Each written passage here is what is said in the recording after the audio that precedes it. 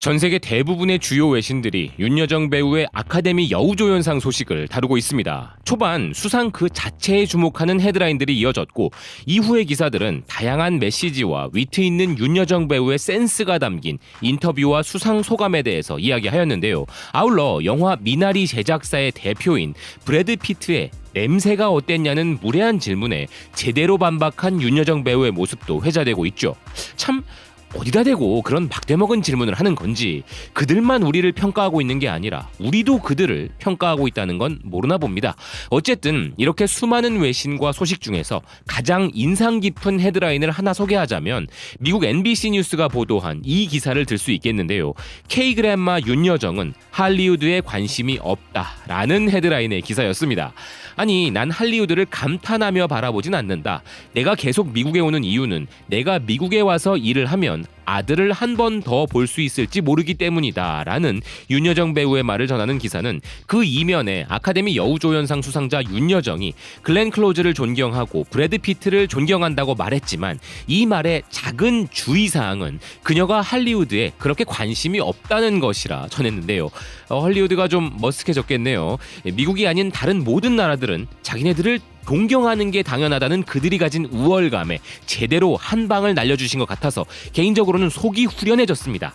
그리고 이어서 정말 세세한 부분까지 윤여정 배우가 걸어온 길과 개인적인 부분까지 전하는 기사는 그녀가 전 세계의 많은 사람들의 마음을 사로잡았다 전하고 있는데요.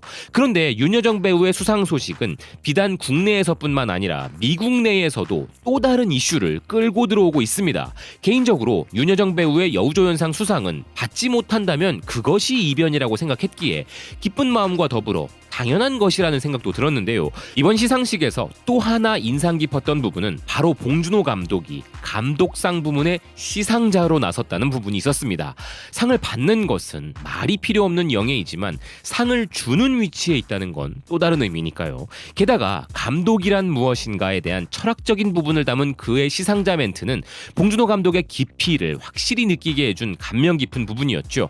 그런데 이런 업적들은 윤여정 배우와 봉준호 감독의 개인적인 영광이지만 최근에 전 세계의 관객들은 한국의 감독과 각각의 배우들에 대한 관심을 넘어 한국 영화라는 그 자체에 대해 관심을 가지고 있으며 한국 영화에 대해 심각하게 접근하는 비평가들이 점점 더 많아지고 있습니다.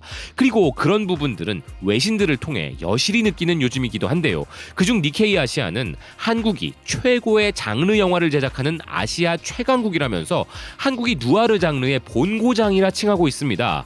주로 암흑가를 무대로 한 1950년대 할리우드 영화를 가리켜 프랑스 비평가들이 붙인 별명이자 검은색이라는 의미의 이 누아르 장르 영화 중 최고의 영화들을 만들어내는 나라가 바로 한국이라는 것인데요. 그 대표적인 작품으로 넷플릭스를 통하여 최근에 공개된 영화 낙원의 밤을 소개하는 기사는 이 영화가 누아르 필름의 훌륭한 예시이며, 이 영화는 냉소적 영웅과 조명 효과, 빈번한 회상씬을 사용, 복잡한 줄거리 및 근본적인 실존주의 철학을 담고 있다 평하고 있습니다. 또한 로만 폴란스키 감독의 차이나타운, 로버트 드니로 주연의 택시 드라이버, 리들리 스콧 감독의 블레이드 러너, 샤론 스톤 주연의 원초적 본능, 그리고 쿠엔틴 타란티노 감독의 펄프 픽션 등 1960년대부터 세계적으로 등장하기 시작한 누아르 필름의 대표작들을 소개하는 기사는 한국은 세계에서 5번째로 큰 영화 시장을 가진 독실한 영화 국가라면서 한국이 지금까지 본 것 중 가장 뛰어나고 낯설면서도 탐구적인 누아르 장르의 영화를 만들어냈다는 것입니다.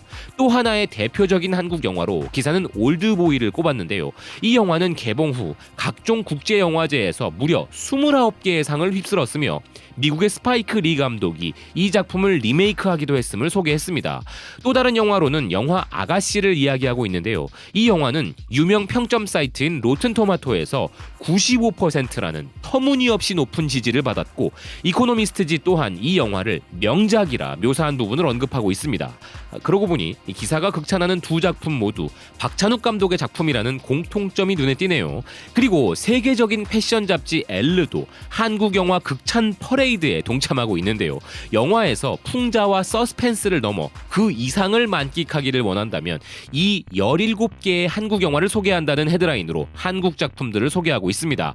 해당 작품들에 대한 여러분의 평가도 궁금해지는데요. 기사는 김도산 감독의 작품이자 한국 영화의 시초인 1919년작 정의의 복수로부터 한국 영화사의 100년 후 등장한 작품 기생충에 이르기까지 한국 영화는 풍부하고 복잡한 역사를 가지고 있다면서 영화 기생충이 전 세계 관객들에게 놀랄 만큼 다양한 한국 영화의 세계에 입문할 수 있는 관문으로서의 역할을 해주었을지 모르지만 한국 영화는 수년 동안 우리 주변에 있어 왔고 한국 영화는 복수 스릴러 장르에서 가슴 아픈 드라마에 이르기까지 국제적으로 비평가들에게 엄청난 찬사를 받은 수많은 영화들을 제작해 왔다며 한국 영화의 역사를 함축적으로 소개하고 있습니다. 더 깊이 들어가 한국 영화 제작자들이 일본의 식민 지배와 독재 정권 하에서 오랜 시간 검열이라는 장벽에 억눌린 가운데 1980년대 광주 민주화 운동 이후 한국의 영화 산업은 오늘날과 같은 영화 강국으로 번창할 수 있는 기회를 얻게 되었다 설명하고 있는 기사인데요. 이런 한국 영화의 르네상스가 해외에서 인정받은 지 얼마 지나지 않아 강수연 배우가 1987년 베니스 영화제에서 여우주연상을 수상했으나 이창동, 박찬욱과 같은 한국의 감독들이 서구권에서 메이저상을 수상하기 시작한 것은 한류 붐이 시작된 2000년대 들어선 이후이며 그 후로도 수많은 한국 영화들이 국제영화제에서 수상을 하기 시작했다는 기사는 비로소 2019년 기생충이 이전 한국 영화에서는 볼 수 없었던 엄청난 규모의 호평을 받았고 이 영화가 서구 세계로 하여금 한국 영화 산업에 깨어나도록 촉구하는 역할을 했다 이야기했습니다. 그리고 한국계 미국인 감독의 영화 미나리가 등장하여 또다시 수많은 상을 수상한 것은 마침내 한국 영화가 정당한 평가를 받기 시작했음을 시사한다는 것인데요. 그러면서 기사는 봉준호 감독이 1인치 높이의 자막 장벽을 극복하면 더 많은 놀라운 영화를 보게 될 것이라 미국의 관객들에게 이야기했던 것을 소개하며 추천할 만한 한국 영화를 소개하고 있습니다. 첫째로 박찬욱 감독의 영화 올드보이는 한국 영화를 사랑하는 많은 사람들에게 현대 영화의 고전으로 여겨지는 작품으로서 필수 관람 영화로 여겨지고 있다 소개했고, 정이삭 감독의 미나리는 회복력, 유산, 그리고 가족 간의 유대의 중요성을 사려 깊고 섬세하게 파고든 영화라 소개했으며, 2018년 칸 영화제 수상작인 이창동 감독의 영화 버닝을 비롯하여 아직도 이 영화를 못 본 답답한 사람들을 위해 봉준호 감독의 기생충을 다시 소개하고 있는데요.